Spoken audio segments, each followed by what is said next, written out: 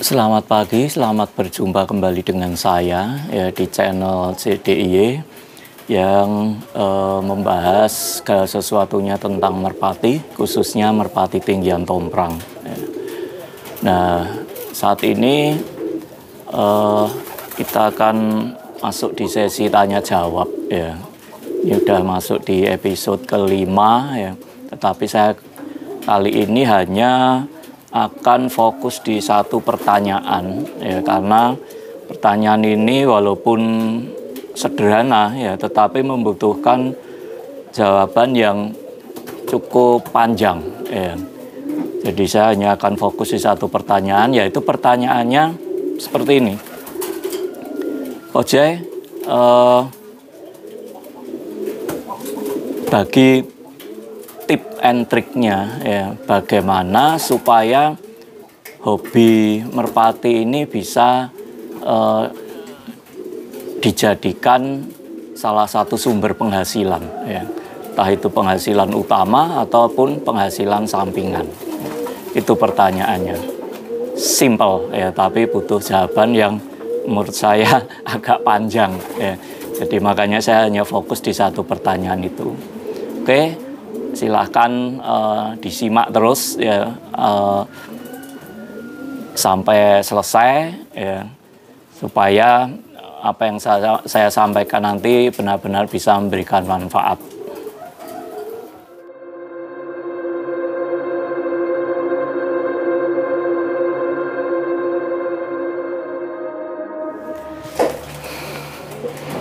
Jadi untuk menjawab pertanyaan itu ya, ini saya udah coba rangkum, ini ada sekitar 10 atau 11 poin ya. Jadi memang cukup panjang ya. Makanya saya akan fokus di satu pertanyaan itu tadi ya, bagaimana agar hobi kita ini bisa kita jadikan sebagai sumber penghasilan ya. Entah itu penghasilan utama atau penghasilan tambahan ya.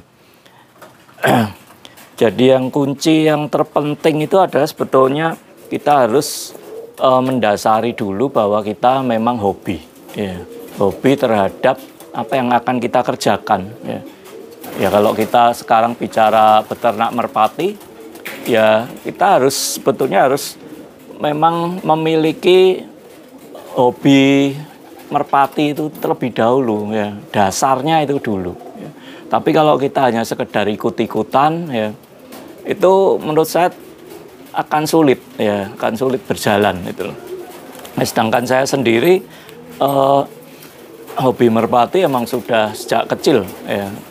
Sudah tahun 80 85 itu saya sudah bermain merpati ya. Jadi tidak instan ya. Mungkin kan banyak yang melihat, waduh Pak Jai merpatinya laku keras ya. Banyak sekali yang ngambil merpati saya ya, bahkan dari Surabaya, Jakarta sampai luar pulau Batam ya, itu ngambil di tempat saya ya. Mungkin banyak yang melihat kok enak gitu, kok mudah ya, padahal prosesnya sangat panjang sekali ya. Jadi saya hobi merpati sudah puluhan tahun ya, sejak tahun 80 85 itu saya sudah menyenangi merpati ini ya. Jadi yang pertama adalah harus didasari dengan hobi ya. Karena kalau kita sudah didasari dengan hobi ya, itu kita akan mengesampingkan terlebih dahulu hitungan untung rugi ya. Jadi seperti saya ini, saya selalu memberikan pakan yang terbaik ya, perawatan yang terbaik ya. Jadi saya tidak menghitung terlebih dahulu ya, ini rugi atau untung ya, karena saya menyenangi itu, menyenangi prosesnya ya. Tetapi kalau kita orientasinya itu hanya bicara bisnis ya, untung rugi, itu nanti pasti akan ada kalkulasi ya.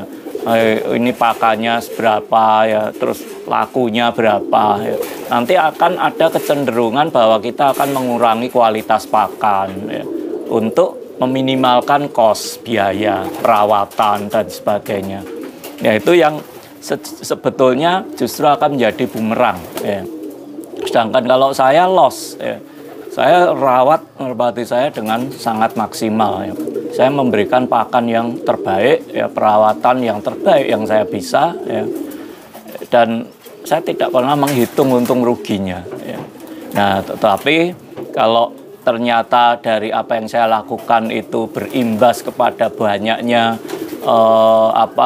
peminat, ya, yang menginginkan merpati-merpati hasil ternakan saya, ya itu saya anggap sebagai bonus, ya. Saya anggap sebagai bonus, sebagai rezeki dari Tuhan, ya. Rezeki dari Tuhan yang patut saya syukuri. Jadi yang pertama harus didasari dulu dengan hobi. Untuk yang tip kedua ini, dimana menurut saya adalah masalah kejujuran, ya. Jadi kita bisnis merpati ini menurut saya mutlak harus jujur, ya. Apalagi kebanyakan pembeli, ya, customer kita ini adalah dari luar kota, ya.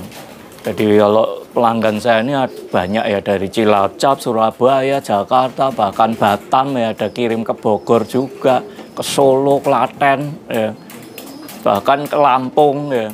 Itu saya sudah pernah kirim semua, ya. Dan itu pembeli sama sekali belum pernah datang ke sini, belum pernah ketemu saya, tidak pernah memegang merpatinya secara langsung, ya, tetapi mereka bisa percaya, ya, kepada saya. Mereka mentransfer lunas, ya, jutaan, ya, bahkan puluhan juta, ya, baru burung saya kirim, ya. Kenapa itu bisa terjadi? Ya, karena mereka percaya kepada saya, ya. Ya, itu adalah kejujuran yang penting, ya.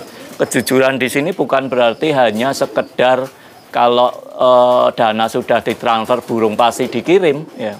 Bukan cuman itu, ya, tetapi kejujuran di mana kita bisa memberikan informasi yang detail, ya, dan jujur, ya, mengenai produk atau merpati yang akan kita kirim, ya. Ya, salah satunya adalah mengenai jalur trah, ya. Jalur trah indukannya, ya, itu kita harus jujur, ya. Terus juga mengenai kondisi terakhir, ya, kondisi terakhir merpatinya itu seperti apa, ya. Jadi kalau merpati memang pernah sakit, ya, itu harus kita informasikan, ya. Kalau merpati mungkin kondisinya misalkan bulunya ada yang patah, ya, atau ya, itu harus kita informasikan sedetail mungkin, ya. Jadi itu penting sekali, ya, karena kalau kita sudah bicara bisnis ini kan bisa dibilang 80% itu justru transaksi online, ya, zaman sekarang ini, ya. Nah, itu sekali kita tidak bisa dipercaya, ya, itu akan dampaknya akan sangat buruk sekali, ya. Jadi saya kira yang kedua, kejujuran, ya, itu sangat penting sekali. Yang ketiga itu kita harus konsisten, ya. Jadi kalau kita mengupayakan hobi kita ini bisa menjadi sumber penghasilan, ya, entah itu penghasilan utama atau penghasilan sampingan, ya, saran saya kita harus konsisten, ya. Konsisten dengan produk yang akan kita keluarkan, ya. Minimal adalah produk yang atau merpati yang akan kita jual itu sebetulnya produk siapa, itu loh, ya. Ya, kalau di tempat saya di sini semua yang saya jual, ya, entah itu piye atau player atau induk, ya, yang keluar dari kandang saya itu 100% adalah produk hasil ternakan saya sendiri, ya, dengan ring pribadi saya JDIY nomor seri, ya. Nah, itu kita harus konsisten di situ, ya. Jadi saya tidak pernah, ya, namanya keliling ke pasar nyari burung terus saya bawa pulang, saya posting, saya jual. Saya tidak pernah, ya, walaupun itu tidak salah, itu loh, karena tidak mencuri, kan. Kita belanja pulaan di pasar, kita bawa pulang, terus kita rawat sehari 2 hari, kita foto, kita posting, ya, kita jual, itu sah-sah saja, gitu loh, ya. Tetapi kalau yang saya lakukan di sini, semua yang produk yang saya keluarkan, saya jual adalah 100% produk hasil ternakan saya sendiri. Ya. Tuh. Yang keempat, ya, tip dari saya adalah bagaimana kita bisa memanfaatkan media, ya, medsos, ya, itu semaksimal mungkin. Ya. Sekarang ini kan zamannya Facebook, YouTube, ya, Instagram, TikTok, ya, mungkin dan lain sebagainya. Ya. Nah, kenapa tidak kita manfaatkan itu loh? Ya. Toh kita juga sudah tiap bulan bayar paket internet, ya. Daripada kita hanya sebagai penikmat, ya, kita nontonin YouTube-nya orang, ya, cuman hahaha, nontonin Facebook-nya orang, ya, kenapa kita tidak mencoba produk-produk yang akan kita jual ini kita posting di sana sendiri, ya, supaya orang lain yang kembali melihat, ya, YouTube kita, melihat Facebook kita, ya, dan semakin kita luas menebar jaring, ya, tentunya kemungkinan kita untuk mendapatkan ikan akan semakin besar, ya. Jadi itu tip nomor 4, ya, kita bisa memanfaatkan media sebaik mungkin.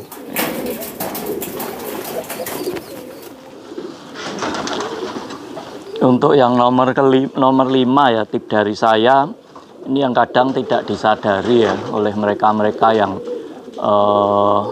menginginkan produknya laku, ya, tetapi kadang mereka melakukan kesalahan satu ini, ya, yaitu jangan pernah menyindir, ya, menyinggung, atau istilahnya marah-marah yang diposting di medsos, ya, terkait dengan calon pembeli yang PHP, ya.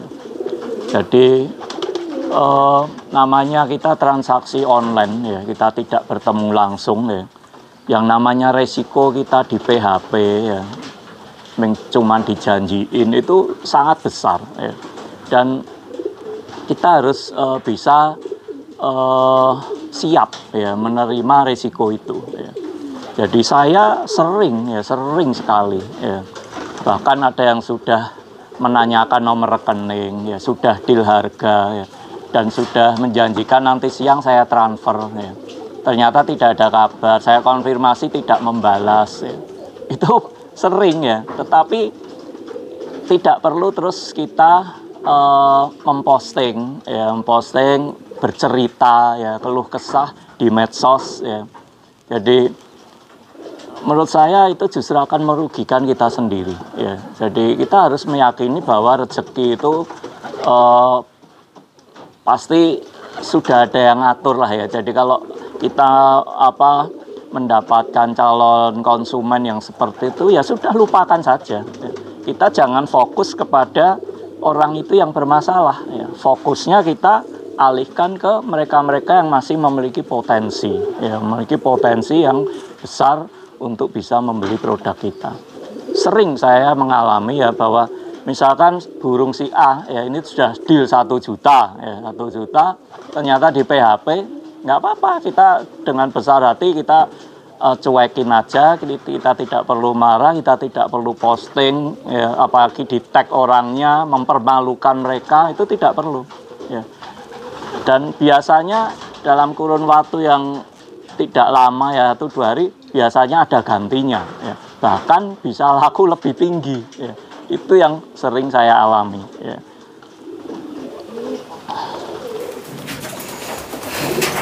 Tip yang keenam, ya, karena kita ini lebih sering kan transaksi via online, ya. Jadi posting kebanyakan lewat Facebook, ya. Jadi sebisa mungkin usahakan merpati yang kita posting, ya, terutama yang memang rencananya akan kita jual, ya, itu memiliki kualitas foto, ya, atau video sebaik mungkin, ya.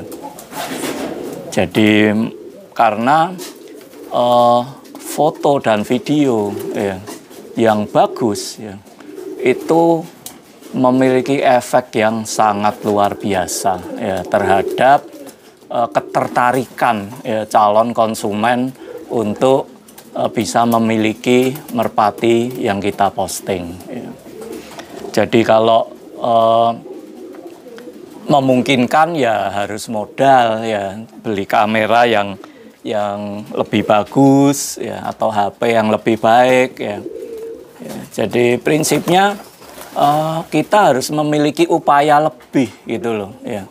Jangan kita ini usaha kita ini hanya ala kadarnya ya kan, tetapi menginginkan hasil yang luar biasa ya. Jadi saya sih yakin ya, mempercayai bahwa hasil itu tidak akan jauh dari usaha yang kita lakukan ya. Jadi kalau kita berusaha semaksimal mungkin ya, angel fotonya yang bagus ya, pakai kamera yang baik ya, videonya juga posisinya yang bagus ya, dengan kualitas gambarnya yang baik ya, itu akan memberikan dampak dan efek yang jauh lebih besar ya, dibandingkan dengan kita hanya sekedarnya ya, sekedarnya.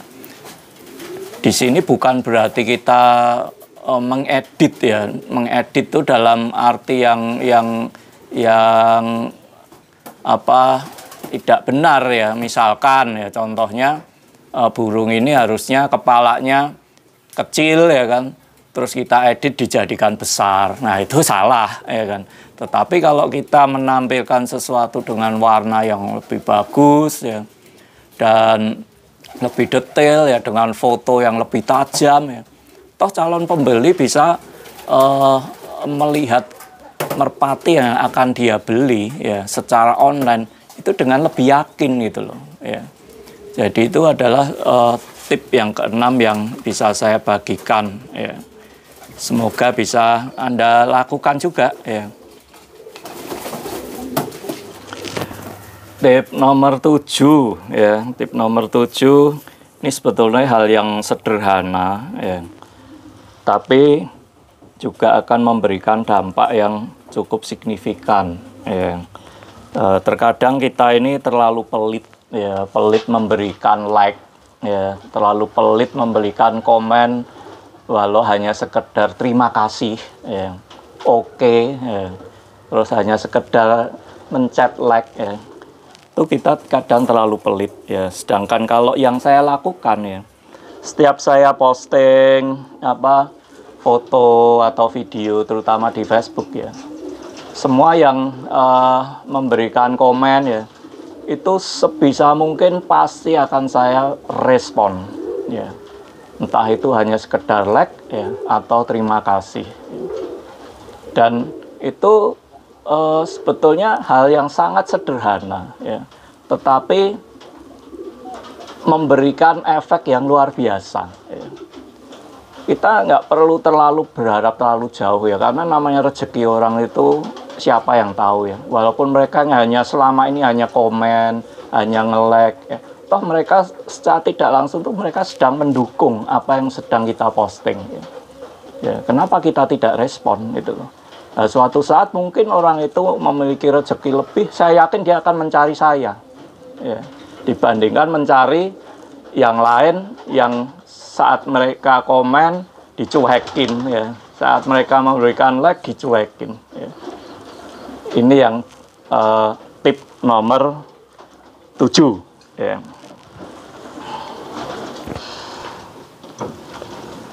Ya, tip nomor 8 ini sangat penting ya, yaitu bagaimana kita bisa memberikan solusi ya. Jadi kuncinya itu sebetulnya calon pembeli itu pada dasarnya kan butuh suatu solusi ya. Solusi itu juga macam-macam ya, permasalahan yang sedang mereka hadapi itu kan macam-macam, entah mereka kekurangan player ya, nah itu solusinya berarti kan kita bisa menambah player ya. Atau mungkin masalahnya mereka sudah punya player tapi dengan kualitas yang belum sesuai ya, sesuai keinginan.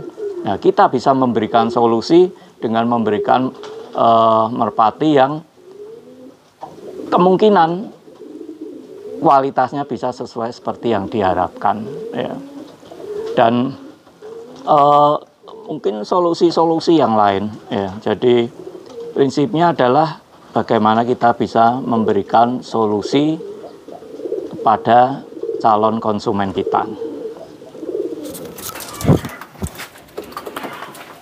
Untuk tip yang ke-9, ya, ini khususnya bagi mereka yang menjual merpati hasil ternakannya sendiri, ya. Itu sebisa mungkin harus memiliki alat ukur, ya. Alat ukur apa? Alat ukur kualitas, ya, dari hasil ternakan kita, ya. Salah satu contohnya apa alat ukur itu? Alat ukur ya salah satu contohnya ya burung itu harus kita latih, ya. Jadi hasil-hasil ternakan kita itu ya diusahakan harus dilatih supaya kita tuh bisa bercerita, ya, bercerita kepada calon pembeli itu sesuai fakta, itu loh, ya, sesuai fakta. Nah, syukur-syukur kalau alat ukurnya itu adalah di burung itu kita latih di suatu lapak, ya, lapak yang di situ burung kita bisa diikutkan untuk berkompetisi, ya. Karena kalau burung kita sudah diikutkan kompetisi, itu adalah alat ukur yang paling akurat, ya. Jadi karena ada pembanding, gitu loh, ya, ada pembanding. Apalagi kalau burung kita terus bisa berprestasi, ya. Nah, itu sudah merupakan alat ukur yang sangat-sangat bisa dipercaya, gitu loh, ya. Tetapi kalau kita hanya bercerita, ini terah itu, ini hasil anak ini, anak itu, burungnya sangat tinggi, ya, turunnya jedar-jedar, tapi tidak ada bukti nyata, ya, fakta di lapangan, ya. Ya mungkin hanya orang-orang yang kurang pinter aja yang mau membeli burung itu dengan harga tinggi, gitu loh, ya. Jadi menurut saya alat ukur bukan harus selalu di lapak, ya. Mungkin bisa di rumah sendiri, ya, kita gabur sendiri, ya, itu juga sah-sah saja, ya. Tetapi yang jelas kita bermain di kandang sendiri, ya, dengan kita mengikutkan kompetisi dengan banyak pembanding, ya, banyak lawan, itu tentunya bobotnya akan berbeda, ya. Itu tip yang ke berapa ini? 11, ya. 11 atau 10 nih, ya. Jadi prinsipnya jangan pernah menjelekkan burung orang lain, ya. Kita bebas untuk mengekspos, ya, merpati kita seheboh apapun, ya, sebaik apapun, ya, asal sesuai fakta, ya. Tapi jangan pernah sekalipun menjelekkan burung orang lain, ya. Biarkan para pemirsa yang akan menilai, ya. Jadi kalau burung kita dijelek-jelekin, alhamdulillah, ya, kita syukuri aja, ya. Karena justru itu akan memberikan pahala bagi kita, ya. Karena sekarang ini kan zamannya medsos, ya. Itu orang juga sudah pada pintar semua, ya. Mereka bisa menilai, ya. Jadi fakta di lapangan, ya, bukti-bukti nyata itu akan jauh lebih bisa dipercaya, ya. Jadi kuncinya kita fokus saja, ya, ke burung kita, merpati kita fokus bagaimana kita bisa meningkatkan kualitas hasil ternakan kita, ya, tanpa perlu menjelekkan hasil ternakan orang lain, ya. Biarkan fakta di lapangan yang akan berbicara, ya, saat kompetisi, ya, mana sih yang bisa membawa pulang piala, ya, saat berpuluh-puluh kali diadu, ya, burung mana sih yang persentase kemenangannya paling besar, ya. Jadi itu adalah bukti nyata yang tidak bisa dibantah, ya. Jadi mungkin tip terakhir, ya, tip terakhir buat teman-teman yang ingin menjadikan hobi ini sebagai tambahan penghasilan atau mungkin malah penghasilan utama, ya. Apalagi yang lebih banyak menggunakan medsos ya sebagai sarana promosi, entah itu Facebook ya atau yang lainnya, ya. Sebaiknya kita menghindari postingan atau komen ya atau membagikan link dan sebagainya yang berhubungan dengan politik, ya, politik yang berhubungan dengan agama, ya, dan yang sensitif seperti tidak perlu kita posting dengan akun yang sama. Ya, jadi kalau memang Anda kebelet ya pengen posting yang positif, mending Anda bikin akun lain, ya. Karena itu akan sangat mengganggu nanti calon-calon pembeli yang ingin memiliki atau membeli produk Anda, ya, itu akan terganggu dengan postingan-postingan Anda itu. Kalau mereka tidak sepemikiran ya dengan Anda itu loh. Ya. Otomatis mereka pasti akan mengurungkan ya niat tadinya tertarik dengan produk Anda, pengen membeli karena Anda posting sesuatu yang tidak mereka sukai, ya. Apalagi sekarang ini musimnya pemilu ya, sebentar lagi mau pemilihan presiden, nah, itu pasti akan panas ya di Facebook itu banyak. Nah, itu nanti akan justru akan mengganggu produk-produk Anda yang akan Anda jual itu loh, ya. Jadi sebaiknya itu dihindari.